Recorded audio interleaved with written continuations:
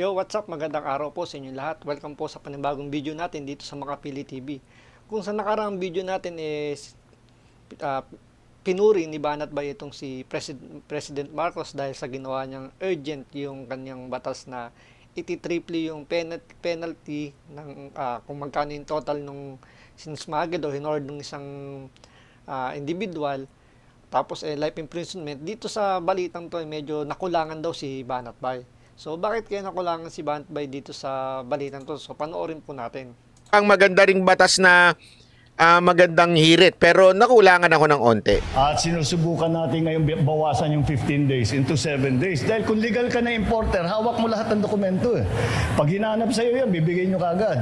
So bakit pa 15 days? Plano ni Pangulong Ferdinand Marcos Jr. na paikliin ang 15-day period na ibinibigay sa mga importer upang patunayang lehitimo ang kanilang pag-aangkat ng produkto. Ayon sa Pangulo, ayaw niyang makahanap pa ng paraan.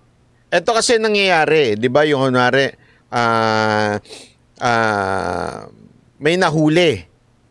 Binibigyan pa ng 15 days ng customs para maglabas ng papel. Sabihin, maglabas ng dokumento. Tama yung sinabi niya. Bakit 15 days pa? Ba't di na lang gawing 7? Kung talagang may legal na dokumento yan, 1 week is enough. Actually, it's more than enough eh. Di ba? Tatama naman eh, 1 week. May papel ka na eh. Lalabas mo na lang lisensya mo, parang ganun eh. Hinuli ka kunwari ng pulis sa karsada. O, di ba? Hiningi sa lisensya mo. O, bigyan kita ng 15 days ha, para ilabas yung lisensya mo. Tama naman si Banat Bay dun eh, di ba? Tsaka si President Marcos eh. Kumpleto dapat na papeles mo niyan, nakaayos na yan. Bakit 15 days pa para i-submit mo yung mga papeles mo? Di ba yung mga establishment nga, di ba yung mga permit nila, nakalabas na doon sa may sa store nila. Para anytime may pupuntang mga taga-gobyerno, taga-BIR, pag hiningi, bigay na kagad, hindi na yung magantay lang po muna kayo ng 15 days dyan. Di ba, antimano na iaabot kagad eh. What more dito sa mga malalaking kumpanyan to na nag-i-import or nag-store ng mga ganitong klaseng produkto, imposible namang wala silang hawak na papeles na hindi nila alam kung saan nakalagay. Antimano nakapiling na yan. So, dapat mabilis lang na ibibigay yan. Hindi, di ba? Bakit to? Kasi, kung meron ka naman talagang dokumento, 7 days is more than enough. Kaya nga, sabi niya nga dito, bakit 15 days? Di gagawa pa ng paraan yan para mabola yung customs, mabola yung kung sino mang mabola dyan. Ang mga smuggler na malusutan pa ang batas. Ayon kay Pangulong Marcos, patuloy ang ginagawang hakbang ng pamahalaan upang masugpo ang rice smuggling. Nais ni Pangulong Marcos ang mga nakukumpiskang bigas ay agad na maipamahagi sa mga mahihirap na pamilya. Ayan yung maganda. Kasi nandyan yung inline yung sinasabi ng kaya ginawang 7 days para pag may nahuli, di ba? Merong bodega na nahuli. Hindi ka nabibigyan ng 15 days. 7 days. Pag wala kang mai-produce, ipamimigay na yan. Di ba maganda yun? Ako gusto ko yung idea na yun. Tama yun eh. Hindi mo kailangan bigyan ng 15 days. Actually, tama yung iba. Sinasabi ng iba. Dapat nga 1 day lang. Huwag naman 1 day. Baka nasa Timbuktu pa yung... Hindi, kahit man lang mga 3 days, di ba? Pero, I think, to be lenient naman, okay na yung 7 days. Pag hindi mo pa na-produce, pambihira, wala ka talagang dokumento. Di ba? Kasi minsan yung iba nasa... Minsan parang sobra rin yung 7 days eh. Kasi yung warehouse na yun na pinaglagyan, ano ba naman yung humingi ka ng kopya ng mga permit mo, ipa-photocopy mo, i-filing mo na kagad para once na may pumunta iaabot mo na lang. Di ba parang yung 7 days na parang medyo mahaba pa yan eh. Siyempre kung ngayon nahuli, ngayon ni-raid, pwede pang gapangin ng ilang araw yung permit nila sa mga city hall, kung sa mga department pa, pwede pang gapangin eh. Di ba doon pa lang medyo parang, para sa akin siguro medyo bawasan pa yung 7 days, mga 3 days. Kasi imposible naman wala kang hawak na papeles, mag-stored ka dyan. Wala kang malang permit. Hindi ka malang kumuha ng kahit photocopy. Di ba, siyempre kung negosyante ka, expected lagi may mag-inspect dyan. So, kailangan may permit ka na ipapakita na kaagad kahit na photocopy lang. probinsya eh. Kaya ganun eh, mahirap ano. Maganda yan para pagkakuha, ipamigay. Maniwala ko kayo sa akin, ipagpatuloy lang ito.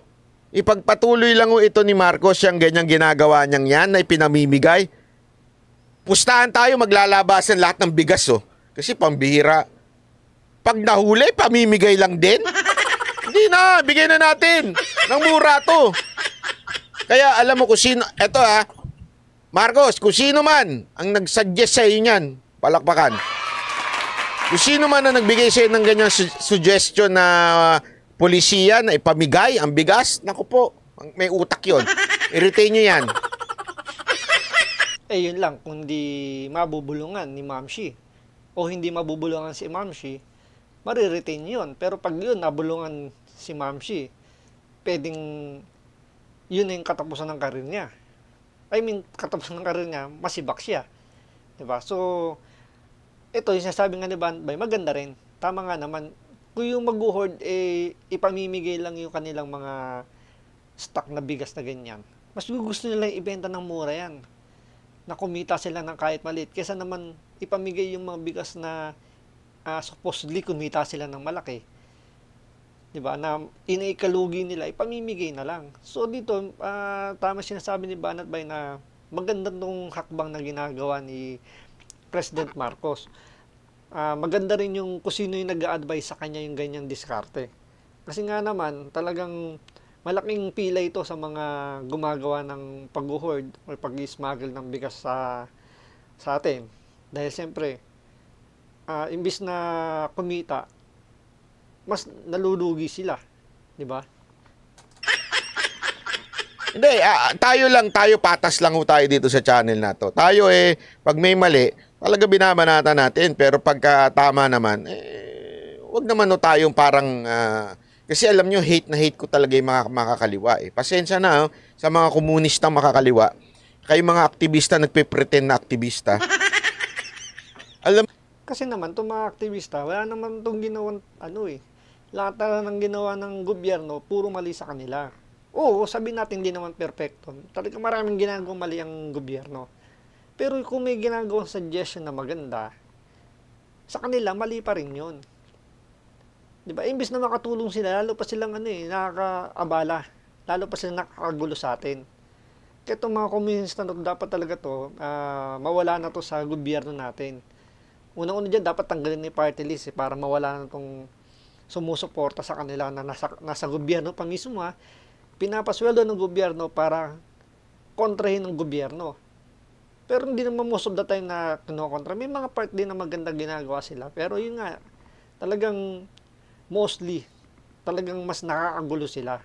So, abangan pa natin sa mga susunod na video ni Banat Bay. Maraming salamat po.